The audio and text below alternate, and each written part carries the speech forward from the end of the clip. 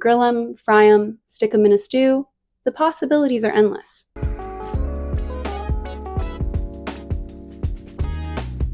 Hi there, my name is Tessa, and I absolutely adore food, to the extent that almost all of my other interests involve it in some way, whether it's fashion, film, or manga, where there's an entire subgenre dedicated to cooking and eating. Because of the sheer amount of time I've spent reading manga over the course of my life, I consider myself a bit of a connoisseur, an Anthony Bourdain, if you will. And today, I felt like sharing my knowledge with you guys. This is going to be a pretty substantial list, so I can't go into extensive detail about every single cooking manga. So if you're concerned about any sensitive topics, please do the research yourself. Also, please cut me some slack on the pronunciations. I'm going to be doing my best. We're going to start off with Hakumei and Mikochi. Taking place in a mystical forest with talking animals and people no bigger than your thumb, this manga is basically the definition of calm and cozy.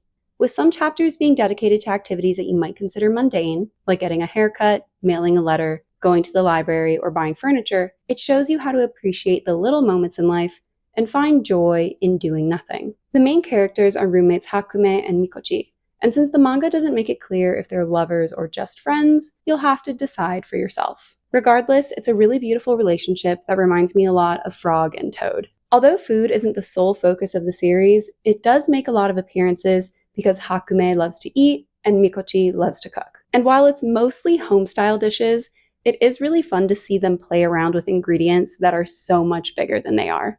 Next is Einen Koyō wa Kanō Deshō. A cute slow-burn romance between a magician and his new maid. Food isn't a huge part of the story, but it does make a lot of appearances because Lucille is responsible for the household, which means cooking, cleaning, and gardening. There's some light fantasy drama, but for the most part, it revolves around the two coming to terms with their growing feelings for each other, which is almost sickly sweet. It's a quick little read, but definitely cute. Next is Delicious in Dungeon. I hopped on board the Delicious in Dungeon train very early. And if you knew me in real life, you were probably pretty sick of hearing me talk about it over and over again. But I just couldn't help it. It was just the perfect combination of food, fantasy, and friendship, which are all tropes that I tend to gravitate towards when it comes to manga. The story follows a group of adventurers who set out to rescue a member of their party who was eaten by a dragon. But since they're low on funds and unable to buy their usual rations, they realize the only way they'll be able to make it to her is by killing and cooking the monsters that live in the dungeon. They come across a lot of different animals from myths and role-playing games like mimics, basilisks, mandrakes, and minotaurs. And I get a kick not only in how they play with the creature's lore, but also how they choose to cook them up. The world building in general is really good, with the characters feeling totally fleshed out with their own motivations, cultures, and families. And it's fun watching them grow closer as the series progresses. I think the reason I love this manga so much is because I really relate to Laios, as I'm usually the person in my friend group who orders the weird dish that nobody else wants to try. Although I hope that I'm not quite as socially inept. They released an anime in 2024, but I honestly wasn't a huge fan of it. I just felt like it didn't fully capture the magic of the manga, but I am notoriously picky when it comes to that sort of thing, which is why I don't tend to watch a lot of anime in general. But at least the food still looks good. Next is Mazumeshi Elf to Yuubokugurashi. One of my favorite manga subgenres is isekai, which is when a character is transported from one world to another. In this, Suzuki Saburo is transported to a magical world with nothing but a cooking knife. And when he wakes up, a nomadic tribe of elves take him in. His initial excitement about living in a fantasy realm dies down when he realizes that they're all terrible at cooking, having absolutely no concept of delicious. And Saburo decides to teach them how to enjoy food. I know you're probably wondering why the elves continue to eat such crappy food, but they actually do address it in the story in a way that really adds to the world building. Because Saburo only has access to a handful of ingredients, his early dishes are very simple, and it's impressive how creative he manages to be with such limited options. Having easy access to things like vinegar and wine and cheese is something that a lot of us kind of take for granted nowadays, but the story does a really good job of reminding you how much time and effort goes into actually making these things. Also, I'm just generally a fan of the art style and the humor, but I will warn you, the story is kind of starting to go in a weird direction. Next is Ningyohime no Gomen ne Gohan. This is basically a gag manga that just tells the same story over and over again with just the tiniest little change, but I actually like that consistency because it means that you're always going to know what you're signing up for. In the story, the mermaid princess Era decides to visit the forbidden human world after one of her fish friends is caught and killed by a fisherman. She goes to a restaurant to pay her respects, but after being told by the chef to take a bite, she winds up falling in love with the taste of seafood. This creates a hilarious dynamic where she continues to mourn the loss of her friends, but simply can't resist eating them. I guess it really is a fish-eat-fish world. Now, because the joke is that all of her ocean friends keep getting killed, all of the dishes do revolve around fish. So if you're a picky eater, you might not be all that interested, but I personally love how it shows how versatile they can be. I mean, grill them, fry them, stick them in a stew, the possibilities are endless. Next is The Way of the Househusband.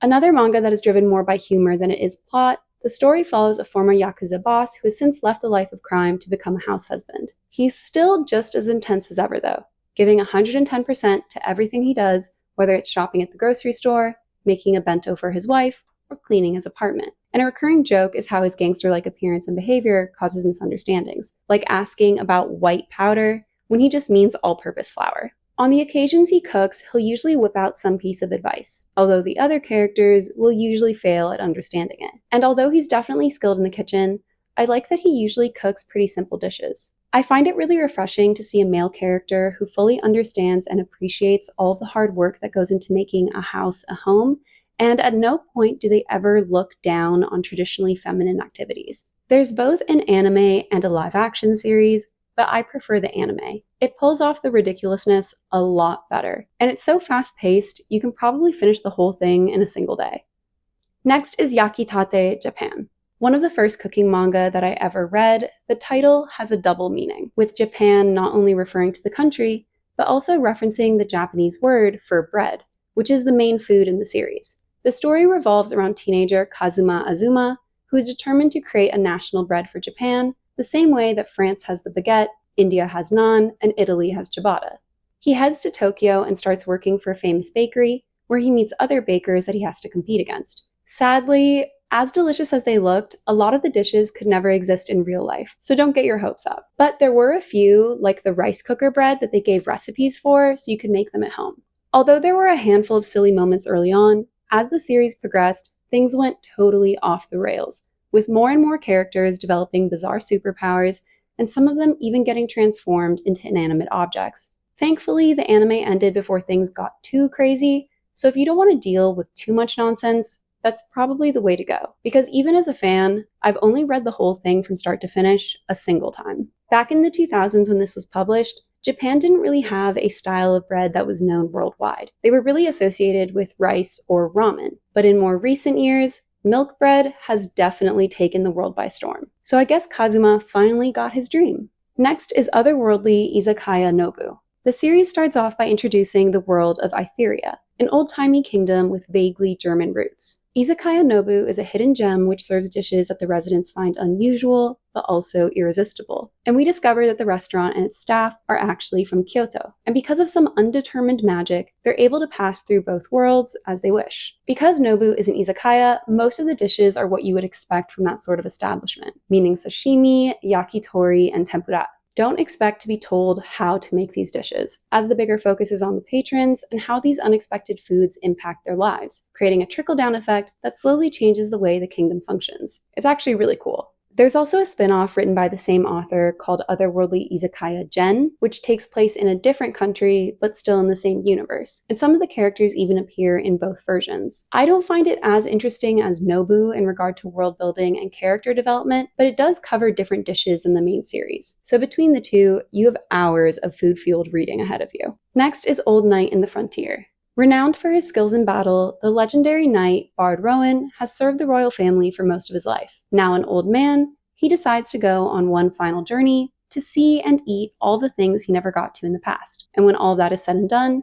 he hopes to find the perfect place to pass on. If you liked Frieren, you would probably like this as well, as it has a similar sort of adventurer with no real goal in mind kind of vibe. But because Rowan is a human, not an elf, and a swordsman, not a mage, the dynamic between him and his companions is a little bit different, as he's usually the one reminding them of their humanity, not the other way around. I feel like originally there was more of an emphasis on the food, but as the story has progressed, the focus has kind of shifted to the adventuring and the battle sequences. I don't hate that, but it does feel like a pretty big shift from his original goal, which was just living simply. If you wind up liking this, you should probably also check out Grandpa is Summoned, which has another old man on an adventure type of storyline. Next is Drifting Dragons. In an alternate universe where dragons actually exist, humans have taken to the skies and now travel around in giant airships. The story is centered around the rough and rowdy crew of the Queen Zaza, who take pride in hunting down dragons, collecting the bounty on them, and of course, eating their fill.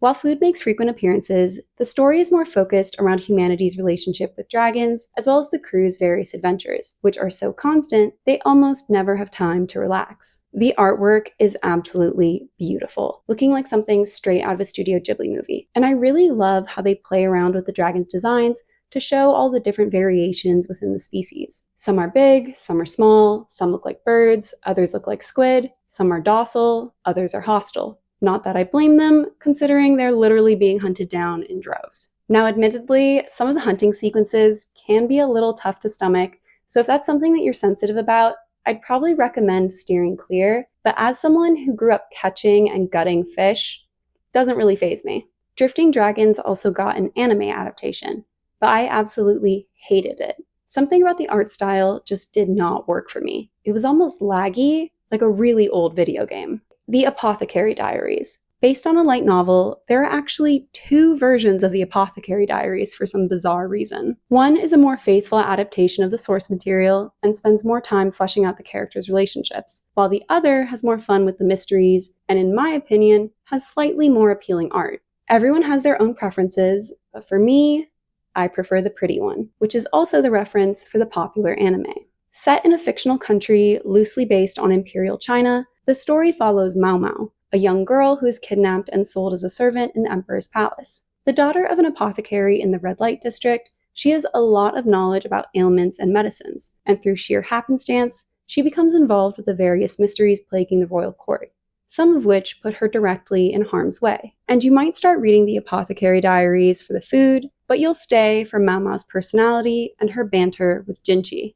Since Mao Mao works as a food taster for a decent chunk of the series, we see her eat a lot of different foods, like chicken skewers, bao, and chocolate. But because of the ancient setting, everything is still relatively accessible compared to some of the other manga on this list. I've actually been really tempted to make a video cooking and eating some of the different dishes from this series, purely because there's so many of them that I can get my hands on really easily. But I don't know, is that something that you guys would even be remotely interested in?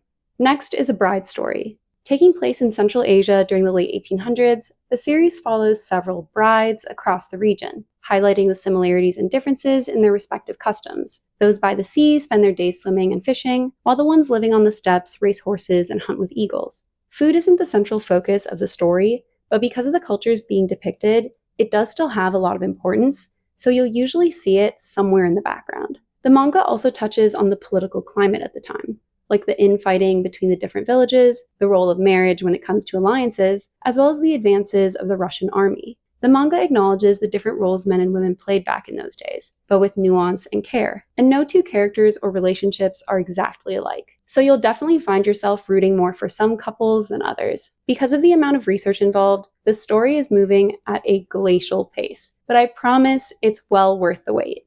Or at least that's what I keep telling myself so that I don't pull my hair out. Since the art is so beautifully intricate, I don't really think it would ever translate to anime very well, but if they ever decided to make like a really big budget live action, I would be so seated. If you want some other historical-ish manga, I would also recommend Golden Kamui or Manchuria Opium Squad, although be warned that they're a lot darker than A Bride Story and have almost nothing to do with food. Next is Isabella Bird in Wonderland. Loosely based on Scottish explorer Isabella Bird, it follows her real-life travels through Japan in 1878, which saw her become one of the first Western women to meet the indigenous Ainu people. A good chunk of the manga is about her learning about different aspects of Japanese culture, which are often at odds with her own customs. Thankfully, the story doesn't position her as a white savior, and a lot of it is about discovering that her way isn't necessarily the right way. She's just also really badass. Not only doing things that would be considered unbecoming for a woman at the time, but also continuing on her journey in spite of her physical disability. Now, because she's rough and toughing it most of the time, her food is pretty simple, but it's a good way of highlighting the harsh reality for a lot of Japanese people at the time, while also making the meals she does have hold a greater importance. If you like this one, definitely check out Art, which takes place in Italy during the 1500s and follows a young woman determined to become a master painter at a time when all that was expected of her was to become a wife and a mother. Next is Silver Spoon. From the same author as Full Metal Alchemist, Silver Spoon is a way more realistic story which focuses on the students at an agricultural school in the Japanese countryside. The main character is Yugo Hachiken, whose strained relationship with his parents influenced his decision to study far away, and over the course of the series he grows more comfortable in his new environment and more confident in himself. With most of his friends coming from farming families, Hachiken's status as an outsider offers a unique perspective that helps them learn and grow. And the series is unique for taking place in a school setting, but not following any of those usual storylines. Now, the series' main focus is on agriculture and animal husbandry, so there's no guarantee that there's going to be a mention of food every single chapter. But for the same reason, there's a lot of interesting discussion about all of the work that goes into growing crops, raising livestock, and processing things for consumption. So it'll really give you a greater appreciation for all of the people who have a hand in making sure the rest of us don't go hungry. An anime aired in 2013, and a live-action film followed the next year, but I personally think that the anime does a better job of capturing the series' humor, not to mention the deliciousness of the food. Next is Yama to Shokuyoku to Watashi. Hibino Ayumi is your average single 27-year-old, but on her days off, she becomes the Gorp Core blueprint. And after her solo hiking adventures, she always celebrates with a tasty snack. I like my electricity and plumbing, so I'm not really a big camping girl myself, but the manga does make it look like a lot of fun. But you guys will have to let me know if her trail hacks actually work. In recent years, camping has become an increasingly popular pastime in Japan, so if you want to read other manga with a similar setting, I'd recommend Solo Camping for Two, Cross the Mountains, and Laid Back Camp. Next is Shinmai Shimai no Futari Gohan. Following their parents' marriage, Sachi and Ayari become stepsisters, but tensions are high in the house as they struggle to communicate with each other. While their parents are off on their honeymoon, they send the girls fancy ingredients from their travels, and the two begin to bond through cooking. There's a lot of variety food-wise, which keeps things interesting, even when the characters themselves are pretty generic. Now, because they're siblings, I don't really love the Yuri elements that are kind of sprinkled in there, especially since it doesn't actually add anything to the story. But I guess what sells, sells. But if that's something that you're also not super into, then you should check out Suito to instead, which is about two college students who share a love of food and perhaps some other things. Next is Kitchen Princess. I have a soft spot for this series since it was one of the first manga that I ever read as a kid, so I don't really mind how basic it is, because yes, basically any shoujo trope that you can think of, it has. The story follows Najika Kasami, a 13-year-old girl who hopes to find her mysterious Flan Prince, a boy who helped cheer her up after her parents died years earlier. With her endless appetite and superior sense of taste, Najika joins the gifted class at Seika Academy, although she has trouble fitting in because of her humble background. She eventually befriends the popular Kitazawa brothers and begins competing in cooking competitions, earning the respect of her classmates. Since most of the dishes are desserts, with dozens of different puddings and cakes and tarts, it can get a little bit repetitive. And as someone who's more of a savory girl than a sweet girl, none of them really wow me, especially since they just speed run through the cooking process, which is actually one of the things that I find most interesting in these sorts of manga. But at least according to the recipes, they are pretty simple to make if that's something that you want to do. I am surprised that this was never made into an anime, but maybe that's because it was never as popular as I thought it was. Next is Sweetness and Lightning. Kohei Inuzaka and his daughter Tsumugi have been struggling since the death of his wife, with the two often dining out or eating convenience store food. After a chance encounter with one of his students, Kotori Ida, the three start up an unofficial cooking class at Kotori's mother's restaurant. While sharing these meals, Kohei, Tsumugi, and Kotori grow close, learning more about each other and themselves. Because of the premise, the series starts off with some pretty basic recipes that just about anybody could cook at home. But I really appreciate that they don't have them make everything perfectly the first time around. They just slowly start to get better. The series also does a good job of addressing other issues like picky eating, absent parents, and death, and you're bound to relate to at least one of the characters at some point. If you've read a lot of manga, then you know that most of the time the characters exist in a state of limbo where time has no effect on them. But in Sweetness and Lightning, we actually see the characters age over several years, with Tsumugi starting off in kindergarten and ending the series in university. Because of that, we also see some serious character growth, like Kotori overcoming her fear of knives, and Tsumugi learning to love vegetables, all of which makes them feel like actual people. It also got made into an anime in 2016, and I wish that they'd made more than 12 episodes because it was really cute. The Ripoff Izakaya. Mine inherits her parents' izakaya, which she starts running with her little sister. The restaurant is frequented by the rest of their neighborhood, and because of how tight-knit the community is, everyone knows everything about everybody. There's always a small problem that they all attempt to solve, but there's usually no clear right or wrong answer, making it feel more realistic and mature. Because it's an izakaya, they don't only serve food, but also make pairing suggestions with wine, beer, and sake. And every single bottle can actually be found in the real world, which I think is a fun little detail. If you want something similar, but kinda reversed, where the customer is the main character, then you could also try Amber Days and Golden Nights, which follows an overworked young woman who befriends the owners of her local izakaya and learns to appreciate a good meal, or more accurately, a good drink. Now I could definitely keep going, but I'm gonna call it here. But if you would be interested in a part 2 with even more of my favorite food-related manga, just let me know. But that's it for this video, and I will see you next time.